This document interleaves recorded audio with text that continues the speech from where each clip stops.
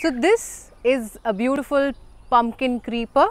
We can see the flowers here, and these flowers are eventually going to turn into the lovely pumpkin fruit. I have harvested one flower and we're going to make a very special dish out of this. Now we're going to harvest some of the pumpkin leaves. Let me show you how to choose the pumpkin leaves, because you cannot be cooking or eating the mature leaves. They are a little bitter and they might cause an itch to your throat. So we're going to look at really tender leaves and then make a beautiful recipe out of it. So here we've harvested fresh pumpkin leaves from the farm. These leaves don't really stay erect for a very long time. When we harvested the leaves, they were nice. So we have plenty of leaves with us, and along with that we also did harvest the pumpkin flower. Although this flower will eventually become the pumpkin fruit, but not necessarily that every flower will be pollinated. So we can pluck a few flowers. They taste absolutely delicious if cooked along with the leaves. So I have 2 pumpkin flowers. So I have a bowl of water here, and I'm going to dip these leaves in the water to thoroughly wash them. I'm going to soak them up in water, allow them to sit in water for some time, and then bring them out. And along with these leaves, we are going to remove just the petal of the flower.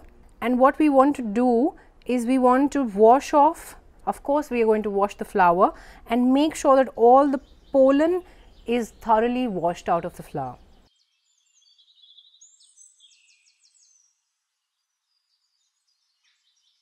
Now for the next steps, our flowers are nicely cleansed and open. We've used just the petals and we've left the rest of the flower, especially the pollen and the center part. So we're going to keep the flower aside. Now with the leaves, we're going to make sure we remove the veins. The thicker vein is what we've removed out.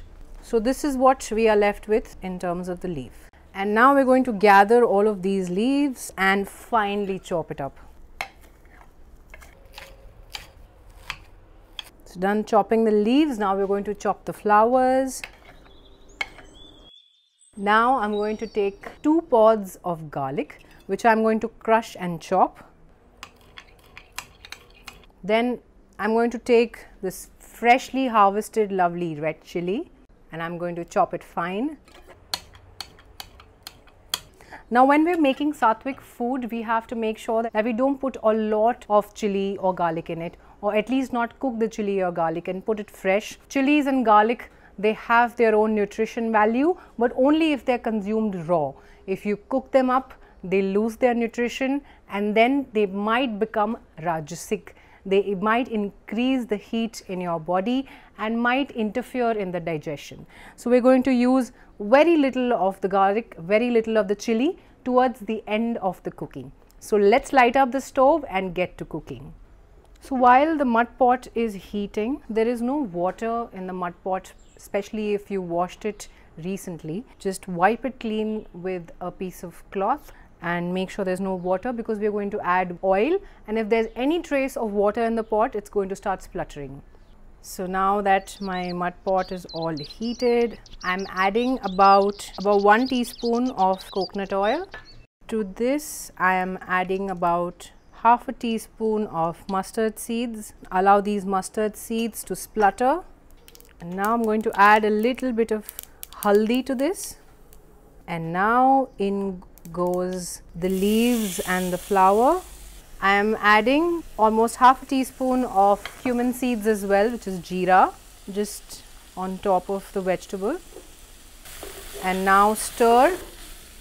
I'm going to push all of the green veggie while it's cooking to a side. I'm going to add a little more of oil, and here I'm going to add a few grains, a little less than half a teaspoon, very few grains of rice, any rice that you may have at home.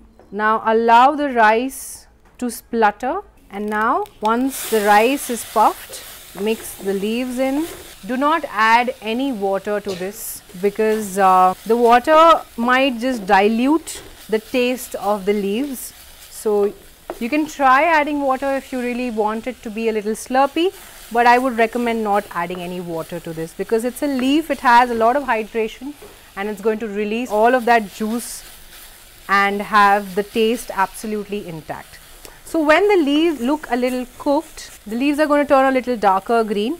Now at this point I am going to add in the garlic and the chili. You can avoid adding chilies, you don't like the flavor of it. At this point I am going to shut off the heat because we don't want to cook the chilies and garlic too much. I'm going to add a little bit of salt to this.